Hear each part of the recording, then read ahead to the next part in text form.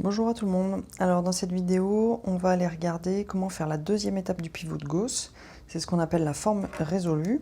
Donc dans une première vidéo que je vais peut-être vous linker, on a fait les trois petits points là, c'est-à-dire le truc qui permet de passer à la forme échelonnée. Donc vous voyez que ça a pas mal changé là.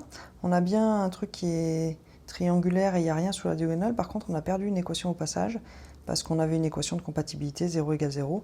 Autrement dit, il y avait une des lignes qui était combinaison linéaire des autres, et donc elle était redondante, et donc elle n'apportait pas d'information au système. On a fini par la transformer en 0 égale 0, seule, avec le pivot de Gauss, et puis elle a disparu. Donc maintenant, on va regarder comment passer à la forme résolue, c'est-à-dire à la solution, en utilisant encore cette manip du pivot de Gauss. Donc voilà, je vous rappelle, la toute première étape, c'est toujours la même, c'est on va diviser chaque ligne par son pivot. L1, L2 divisé par 5. Donc ça nous fait x plus 2y moins 3z égale 4. Et là, ça nous fait y moins 2z égale 1. Hein, quand on divise par 5, 1 moins 2, 1. Ok, alors voilà, donc là, c'est là qu'il se passe un peu des trucs. Donc, qu'est-ce qu'on voit? On voit qu'on a un pivot, un deuxième pivot, et puis c'est tout. Pour z, on n'a pas de pivot. Donc ici, ce qui va se passer, c'est qu'on va avoir une infinité de solutions et il va y avoir un paramètre. Alors comment ça marche? C'est que quand, j'imagine, vous avez des cours, hein, je ne vais pas compléter le cours, je vous des petits rappels rapides là. En fait, quand on est comme ça c'est ce qu'on appelle les inconnues principales, c'est celles qui sont dans les pivots. Et l'autre inconnue, celle qui reste, qui n'a pas de pivot, on va l'appeler l'inconnue secondaire et on va la mettre dans le second membre et on va l'utiliser en paramètre. Et c'est elle qui nous fera générer l'infinité des solutions parce qu'en fait, elle est libre. C'est-à-dire qu'elles vont être déterminées en fonction de z et z pourra prendre n'importe quelle valeur. Et le fait que z puisse prendre n'importe quoi, c'est ça qui nous donnera l'infinité de solutions. Ça nous donnera 1 degré de liberté si vous voulez, donc ça nous fera moralement une droite. Hein. Quand on a 1 degré de liberté dans l'espace en dimension 3, ça nous fait une droite.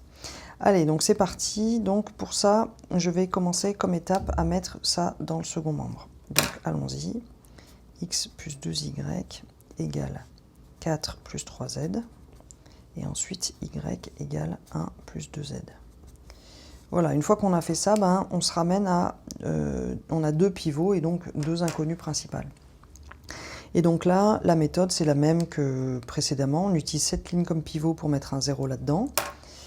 Et on va faire la manip sur tout ça. Donc L1, on va dire moins 2L2.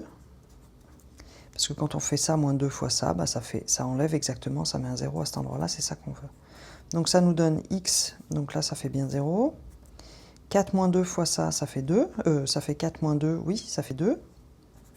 Et ça moins 2 fois ça, ça fait 3. Moins 2 fois 2, ça fait 3 moins 4, ça fait moins 1.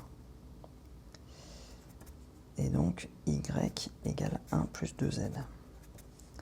Voilà, donc pour ce qui est de la forme résolue, c'est terminé. Et donc maintenant, comment est-ce qu'on passe de la forme résolue? Donc ça c'est check pour la forme résolue. Comment se passe la forme résolue à une présentation un peu clean de l'espace des solutions? Donc ça c'est quelque chose, je pense, que j'ai déjà fait dans une autre petite vidéo. Je vais vous le remontrer ici. Je vous rappelle que ici les inconnus c'était x, y, z. Hein, donc l'espace des solutions s'attend à avoir x, y, z. Donc on va rajouter ici z égale z. Vous êtes d'accord? C'est une équation qui n'apporte rien. Elle est gratos et elle est vraie. Hein. Donc on va écrire ça comme ça. X, y, z égale... Et puis on va bien écrire les constantes sous les constantes et les z sous les z. 2 moins z, 1 plus 2z et 0 plus 1z, si vous voulez. Et là, c'est plus comme ça. Alors pourquoi je fais ça comme ça? C'est parce que du coup, je vais pouvoir l'écrire sous la forme d'un vecteur.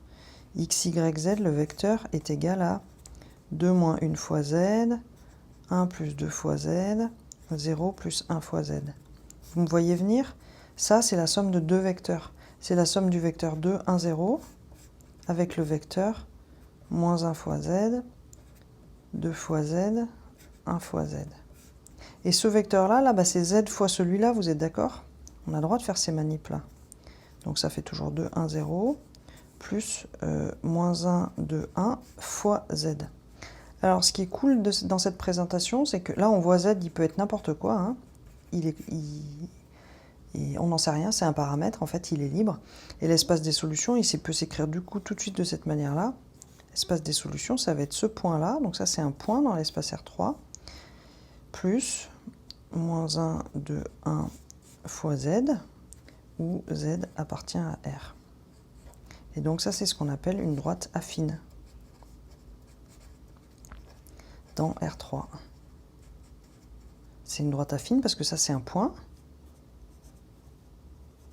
Et puis ça, c'est du coup, c'est son vecteur directeur. Ok, donc voilà une manière un peu élégante de changer, de passer de cette forme résolue à l'espace de solution sous forme d'un vecteur et puis d'un vecteur directeur avec un point. Voilà.